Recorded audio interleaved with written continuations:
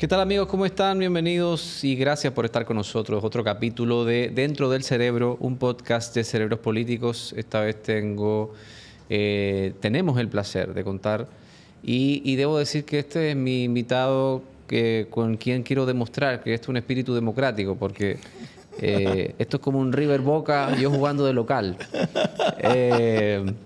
Fan número 1 de Boca, yo soy de River, él es de Barcelona, yo soy de Real Madrid. Y bueno, por ahí nos vamos. Chanel, gracias por estar con nosotros. ¿Qué tal? Encantado de estar aquí, Felipe, contigo y con los amigos. Chanel, teníamos muchas ganas de contar contigo. Sí, eres una celebridad. Eres muy querido en Twitter. Dicen por ahí que eres el compañero del PLD con tasa de rechazo cero. Lo cual... No tanto así, pero... Muchísimas gracias por estar con nosotros. Un honor para mí. Placer. Chanel, pensaba en muchos personajes de la historia, no comparándote con ellos ni nada por el estilo, pero que conocemos a partir de un momento de sus vidas, porque su vida se volvió pública. Conocemos de Jesús después de los 33 años, porque está bien documentado. Nadie se acuerda del actor Anthony Hopkins cuando era joven, sino que fue después de él. Entonces, ¿qué pasaba en la vida de Chanel antes del 2012? Hay poca gente que sabe que fuiste consultor de organismos internacionales. Yo quisiera como que hagamos un repaso de tu vida desde la época universitaria a esos años. Tranquila totalmente, Felipe. Comparado con la vorágine que significó la irrupción por los cargos públicos en la vida pública. Y fíjate, es algo que yo no busqué, ni siquiera esperaba en la vida. Porque yo siempre decía, a mí me gusta pasar mucho desapercibido. Pero yo en ese tiempo era funcionario público a otro nivel, no dirigía ninguna institución, sino que trabajaba a nivel técnico. Trabajé en el SENASA, 15 años, trabajé en el antiguo Seguro Social, trabajé en la Dirección General de Impuestos Internos también como encargado de gabinete. Y entonces la vida era un poco mucho más tranquila, mucho menos, no iba a programas, casi no iba a programas en medio de comunicación y pasaba desapercibido. Lamentablemente eso se rompió, como tú dices, a partir ya del 2000, más que el 2012, 2014, cuando yo asumí la dirección de SENASA, que sabes que es un puesto que tiene bastante posición pública por el hecho de que es la ARS del Estado Dominicano, que tiene la mayor cantidad de afiliados, y luego pasé al Servicio Nacional de Salud, que ya una institución mucho más expuesta al escrutinio público, porque dependen los hospitales del país y los centros de primera atención. Mientras tanto, la vida era bastante tranquila, yo diría, sosegada. Chanel, un gran abanderado de una seguridad social, quizás podamos decir más humana, más eficiente, más sostenible en el tiempo también.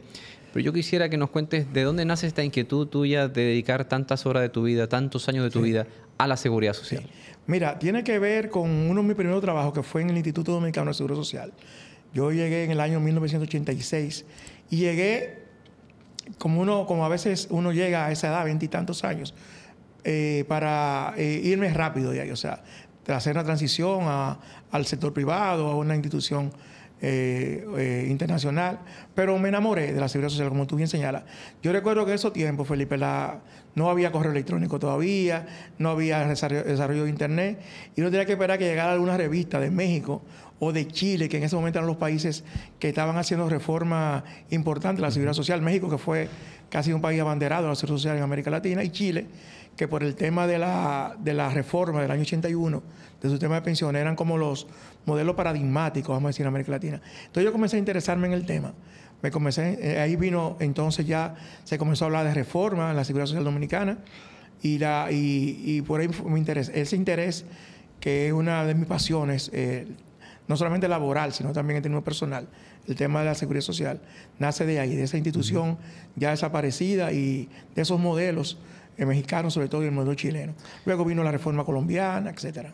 En 20 años de ley, estamos a 10 años de que, por lo menos en términos masivos, la gente comience a retirarse en función del actual sistema. Yo pienso que existe una ventana de oportunidad de poder aplicar las reformas necesarias para que esa ley, digamos, tenga el retorno esperado en 3 o 4 pilares que considere fundamentales que haya que incluir en esa reforma. Mira, Felipe, el tema de la seguridad social trasciende la propia seguridad social. Y vamos, por ejemplo, a analizar el tema de las pensiones. Nosotros tenemos una ley que en este momento garantiza o garantizaría a las personas que se retiren alrededor de un 25% de su último salario, que se llama tasa de sustitución o tasa de reemplazo. Es decir, que si una persona gana 10,000 pesos, tendría una pensión de 2,500, para ponerte un ejemplo. O sea, un 25% en promedio. O 3,000 pesos, 30%. Eso, a la luz de las expectativas que se creó cuando la reforma se aprobó, lógicamente no llena las expectativas ni con la reforma, ni tampoco llenan las expectativas en base a la necesidad de la gente. Ahora bien, como te decía, que hay temas que trascienden el propio modelo de seguridad social. Si uno es más exhaustivo y no es muy populista, sabe que nosotros tenemos varios problemas de seguridad que inciden en la seguridad social. Tiene que ver con la edad, la población cada vez está siendo mayor, entonces tenemos más personas pasivas cada día para mantener la población activa. Tenemos un mercado laboral que no ayuda a la pensión. Hay que ver la cantidad de alrededor del 58% de la población que trabaja, está en el sector informal. Es decir, que no cotiza la seguridad social. Entonces yo creo que ese nudo de la seguridad social es más que una receta que uno pueda dar desde un punto de vista que te digo populista, porque por ejemplo recientemente se aprobó un informe en la Comisión Bicameral del Congreso donde hace un planteamiento insostenible de la seguridad social. O sea, diciendo que vamos a otorgar el 80% del último salario. Pero eso, o sea, como bien señaló uno de los legisladores, no se señala en ningún momento dónde van a salir los recursos para sustentar eso. Entonces es un tema importantísimo. O sea, cómo vamos a sostener el tema de las pensiones, que no es un problema nuestro solamente en nuestro país, sino que es un problema en los sistemas de seguridad social. Porque recuerden, a eso también hay que agregar, nosotros tenemos unas tasas tributaria, la presión tributaria más baja del continente. Por lo tanto, no tenemos recursos. De hecho, nosotros nos endeudamos cada año un 3% del Producto Bruto Interno para sostener lo que ahora hace el Estado Dominicano. Entonces, no tendríamos los recursos suficientes para sostener un sistema de pensión entonces, ese es un tema importante. Luego está el tema de salud, que yo creo que, si bien es cierto, la ley podría ser sujeto de algún tipo de reforma, pero hay cosas que los partidos políticos, incluyendo el Partido de la Liberación Dominicana, no hubo en esos gobiernos, no hubo la suficiente voluntad política para hacer algunos cambios que todavía se requieren, que la ley lo prevé, pero que no se han hecho. Y me refiero básicamente a la atención primaria o el desarrollo primario de la atención, que es un tema fundamental, que no necesita una reforma fiscal, pero que sin embargo nosotros, 20 años después de la ley aprobada, no lo hemos implementado. Entonces yo creo que ese es un tema importante. Luego hay otros temas que son colaterales a la reforma de la seguridad social. Como te decía, el tema de los medicamentos. Nosotros tenemos en el país un gasto de bolsillo de alrededor del 68% de ese gasto de bolsillo, es decir, del gasto que ponen la familia y los individuos para sostener su salud, es en medicamentos, porque la ley de seguridad social apenas prevé, o el sistema, alrededor de 8,000 pesos mensuales. Sabes que con la inflación, con todo lo costoso que son los medicamentos, eso prácticamente no alcanza. Por ejemplo, para personas con diabetes o hipertensión, ni siquiera un mes de tratamiento. ¿Acaso un mes, 2 meses de tratamiento? Entonces, eso también es un tema que hay que ver. Entonces, como te decía, hay elementos de reforma de la seguridad social, hay espacio de reforma. Claro que hay espacio de reforma, pero no se puede ver la seguridad social desligada de otros aspectos, como son la presión tributaria nuestra, la responsabilidad fiscal del Estado, y un tema crucial, que es el tema del mercado laboral, que yo creo, Felipe, que son los grandes temas que nosotros tenemos que abordar. Y en el mercado laboral, Chanel, pudiéramos hablar también ahí de la intermitencia, porque además que hay una alta informalidad. Exactamente. Y los salarios, que no son los salarios, a eso iba. Entonces, el sector formal, nosotros tenemos salarios bajos y tenemos también, lo que tú hablas, la movilidad, la gente que entra y sale del mercado laboral, y eso hace tampoco un poco insostenible pensiones importantes, robustas, que impliquen una... Mira, lo que sí, hay muchos países que están ahora mismo analizando su sistema de seguridad social, y lo ven no solamente en función de las pensiones, sino de un paquete que tiene que ver con cuidados a la persona.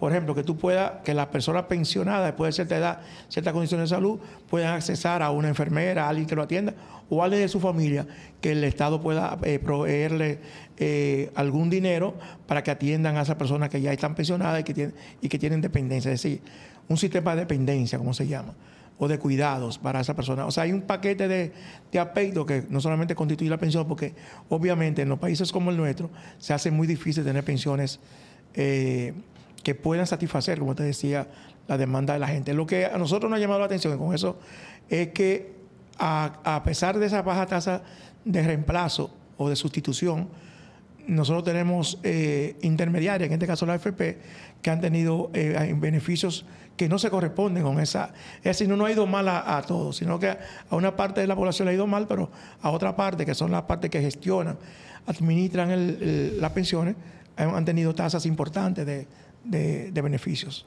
Chanel, un hombre ligado a la salud, generalmente, o seguridad social en términos generales y salud específicamente, técnico por ahí por unos 12 años prácticamente de gobierno siendo técnico, luego asumes un rol más protagónico en SENASA y luego más tarde en el Servicio Nacional de Salud. Pero quiero hacerte una pregunta específica con respecto a febrero de 2018, cuando eres designado en el Servicio Nacional de Salud.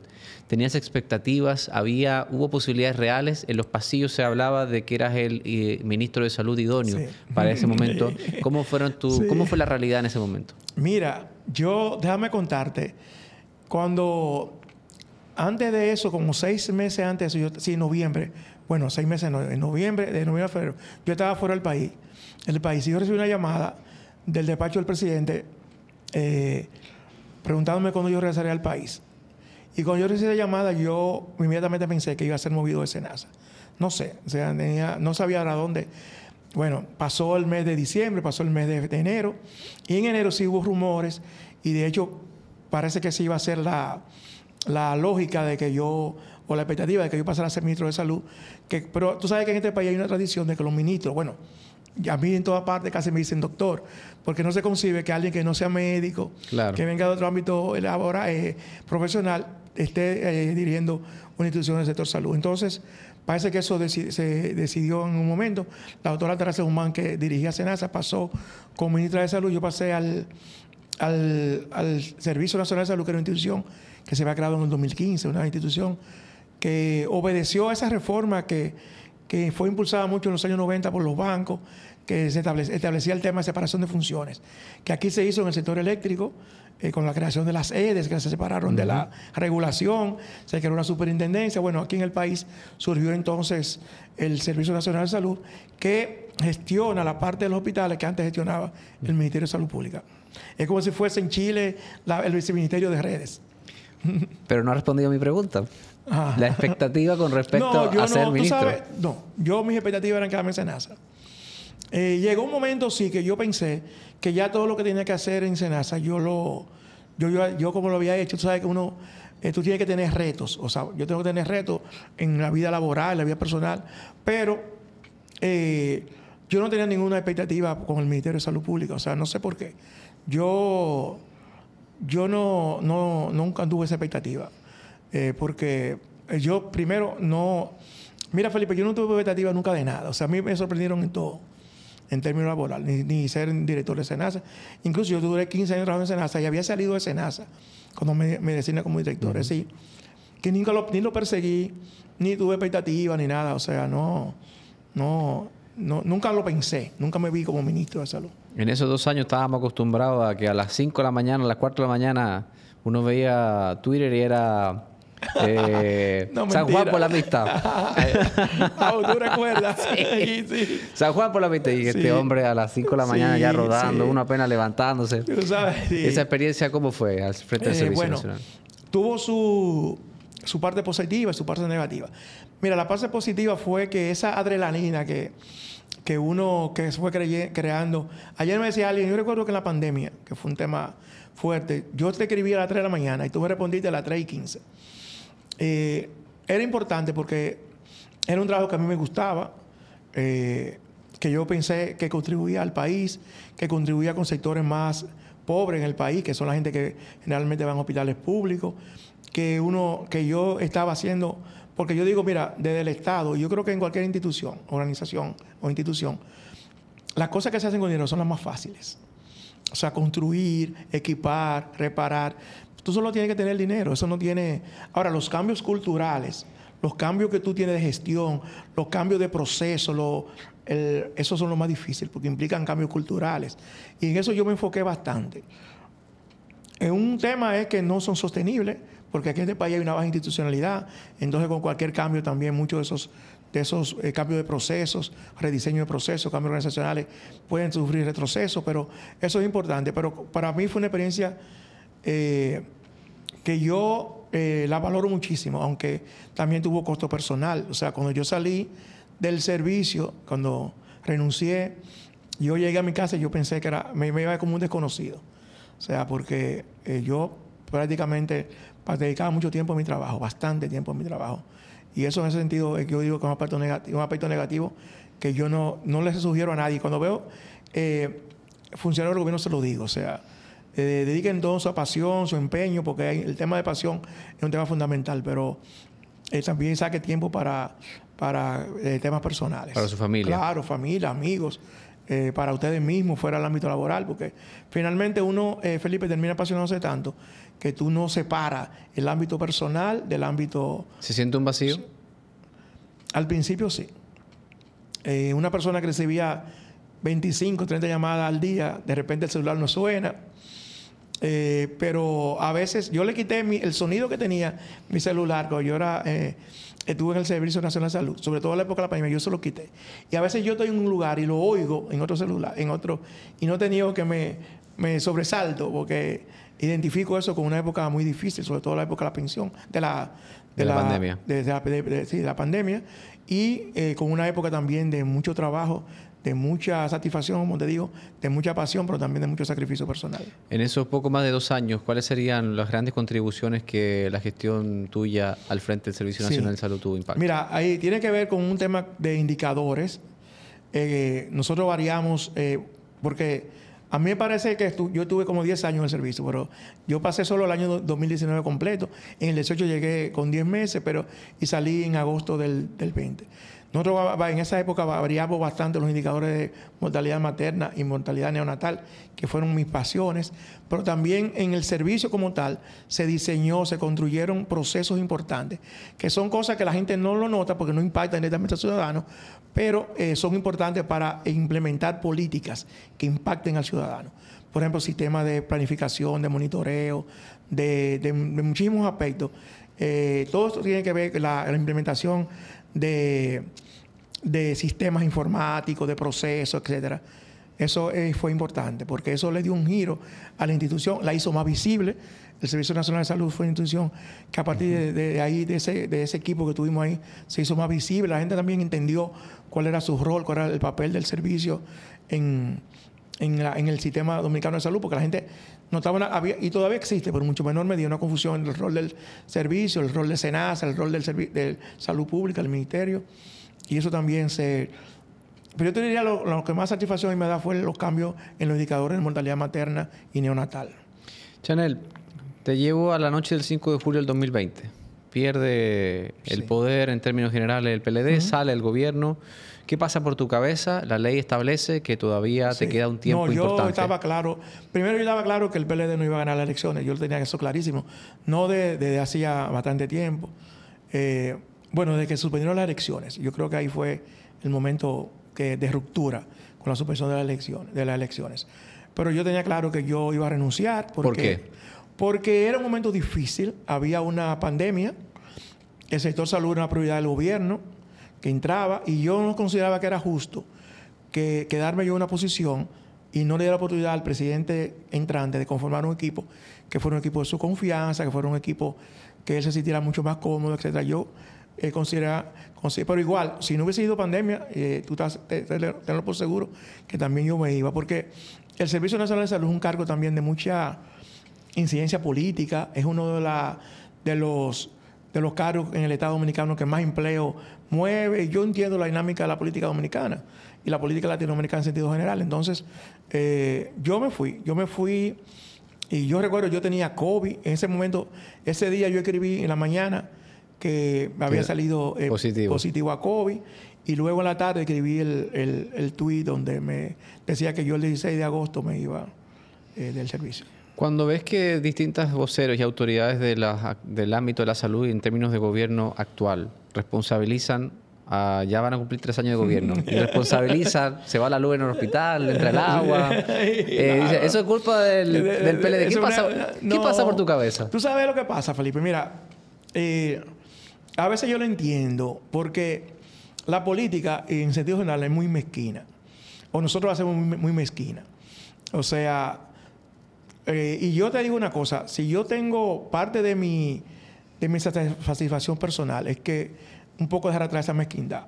No ser nunca sectario, no ser dogmático con quienes son mis contrarios en la política.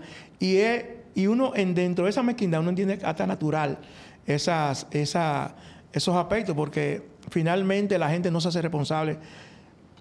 Aquí se han inaugurado obras que estaban un 95% completas y nunca se dijo, una obra se inició en la gestión pasada, o sea, entonces tampoco tú puedes esperar que sea... Pero la gente sabe, la gente se da cuenta. Eso a veces causa indignación, ese tipo de declaraciones, pero tiene que ver mucho con eso, te digo, con el tema de la mezquindad, con que mucha gente asume las posiciones públicas en el Estado Dominicano y quizás no es un tema, una característica propia del Estado Dominicano, sino quizás de los seres humanos, de su desarrollo político, culpar al otro. Fíjate cuántas cosas antes eran malas, que ahora son positivas. Yo recuerdo que aquí había un ministro que tenía un hijo que trabajaba en una institución y le hicieron un escándalo, recuerdo, y ahora hemos descubierto que se puede trabajar 2 y 3 miembros de una familia en el Estado y no es pecado. No pasa nada. No pasa nada, no pasa nada. O sea, y así muchísimas cosas. O sea que... ¿No sientes que se ha un poquito satanizado el hecho de trabajar en el Estado? Que trabajar en el Estado automáticamente te convierte en una botella, en un... Así es. Porque también aquí había una tradición también de que un poco explican esa demonización que se ha hecho de trabajar en el Estado. Y yo te digo a ti, en términos personales, una de las grandes satisfacciones que yo tengo en mi vida es haber trabajado 40 años en el Estado Dominicano, porque trabajar en el Estado a mí me permitió servirle a la gente, a mucha gente, hacer algo por este país para hacer una sociedad menos desigual, más equitativa. Y para mí es una gran satisfacción. A veces yo veo que gente dice, yo nunca puedo, o sea, lo dicen con un orgullo, como si eso fuera un pecado. O sea, y la verdad, si tú lo haces bien, si tú trabajas, si tú te ganas tu salario, o sea, eso no tiene, al contrario. O sea, servir a tu país de cualquier instancia pública debe ser un orgullo. Y en esos sentidos así yo lo siento. Chanel, no sé si lo llegaste a ver, me imagino que sí, pero más de uno decía, en los momentos más bajos del PLD había una situación incluso judicial, le estaban cercando el perímetro incluso al actual presidente del PLD. Leí más en una ocasión, Chanel, salta de ese barco, hombre, sálvate de ese partido, te queremos, sal de ese partido. ¿Por qué permanecer y por qué elegir al PLD? Porque, sí, mira, yo digo que todo el que se va del PLD tiene una sola justificación. Yo he visto muchos ex compañeros que se han ido del PLD y escriben cartas diciendo que yo me voy porque el partido no es esto, gente que tuvo 30 años. Pero hay una sola justificación que la gente está del PLD, y es porque el PLD no está en el gobierno. Si estuviese en el gobierno, nadie se hubiese ido, nadie en absoluto. Entonces, uno no... Yo leí una frase una vez que a mí me marcó, que decía, la lealtad se prueba bajo coraje. Felices todos somos leales, o sea, todos somos felices cuando estamos contentos, pero en bajo coraje, en situaciones de apremio, tú tienes que tener cierta lealtad, aunque tú tengas desacuerdo con muchísimas cosas, porque definitivamente siempre hay desacuerdo en muchísimos aspectos. O sea, muchísimos aspectos que tú estás hasta en un club deportivo que tú tienes cuestiones que no aprueba, pero yo creo que la lealtad en situaciones como esta, yo creo que es importante, porque eso además es casi un tema personal, tú sabes, de que uno no puede, como te digo, si el PLD estuviera en el gobierno, ninguno de los que se hubiesen ido, se hubiesen ido. Chanel, he visto algunos artículos, algunas fotos, algunos afiches. No sé si te sientes en la condición y en la oportunidad de aclararnos, ¿no? Pero estamos viendo que se palpita el ambiente de que estarías apuntando al Congreso Nacional como potencial legislador. Cuéntanos un poco de eso. Sí, mira, Felipe, hace algunos años a mí me habían hablado personas cercanas de aspirar a un puesto en el Congreso. Y siempre se me hablaba de mi provincia. Yo soy de la provincia de Duarte, que tiene como principal ciudad San Francisco de Macorís, de aspirar por la provincia de Duarte. Pero yo nunca lo contemplé. No sé, nunca me llamó la atención. Pero sí, siguieron esas recomendaciones y efectivamente nosotros ahora el día 2 que comienza la precampaña vamos a lanzar nuestra candidatura a diputado. ¿2 de? El 2 de julio. 2 de julio. a diputado por la circunscripción 1 del Distrito Nacional, porque yo he pasado 40 años en el Estado, trabajando en la parte ejecutiva, y yo creo, y sin embargo, cuando tú vas a las encuestas, donde más la gente señala que hay un déficit hay un descontento importante con la función del Congreso Nacional, por muchísimas razones. Algunas entendibles, otras quizás no entendibles, y yo creo que uno humildemente puede hacer algún tipo de aporte ahí, sobre todo en los temas, en los temas de seguridad social. Nosotros tenemos pendiente una reforma de la seguridad social. En el tema del mercado laboral, aquí hay una pendiente, una reforma del mercado laboral. Con el tema de salud, nosotros tenemos una ley general de salud del 2020 que quizás requiere algún tipo de actualización. Y gestión pública, que son como los temas que a mí me apasionan. Yo pienso que podemos hacer una contribución. De ahí, por eso estaremos mirando a ver qué pasa. ¿No te quita el sueño este tema de los cálculos de las alianzas, de cómo...? No, para nada, porque esto no es una obsesión. Y yo creo que el tema de la alianza, Felipe, se ha visto en dos extremos. Uno que es como la salvación y otro como que es el hundimiento, si no se hace. Y yo creo que ambos enfoques están equivocados. Una alianza pasa por los mismos aspectos. Lamentablemente, yo lo decía esta semana en una reunión que hubo en el partido, nosotros no tenemos ya, la partidocracia dominicana no hace alianza en funciones de programática, no hay criterios ideológicos que nos unan, sino que todo tiene que ver con el tema de los cargos. Estrictamente pragmático. Totalmente pragmático en el peor sentido de la palabra. Y eso es lamentable porque eso es una disminución de la política. Es una disminución porque el poder no significa nada si tú no sabes qué va a hacer con el poder. O sea, el poder por sí mismo no debe ser un objetivo. Y aquí no tenemos mucho el objetivo es el poder. Y el objetivo es qué tú vas a hacer con el poder. Y si hablamos de alianza, debería eso pasar también por el matiz de los cambios que esta sociedad todavía necesita, de qué cosas vamos a hacer, para qué nos vamos a unir. Pero esa discusión tú no la sientes en el país. O sea, el discurso político en República Dominicana tiene que ver básicamente con la obtención del poder, la crítica al que está ejerciendo el poder, a veces populista, a veces demagógica, el que está en el poder justificándose por qué no hace lo que prometió hacer, etcétera. O sea, y yo digo, si algo a nosotros nos espera un gran reto, es tener que ver cómo nosotros vamos a lidiar con esos cambios, porque el modelo dominicano se agota. El modelo se agota en términos económicos, el modelo se agota en términos sociales.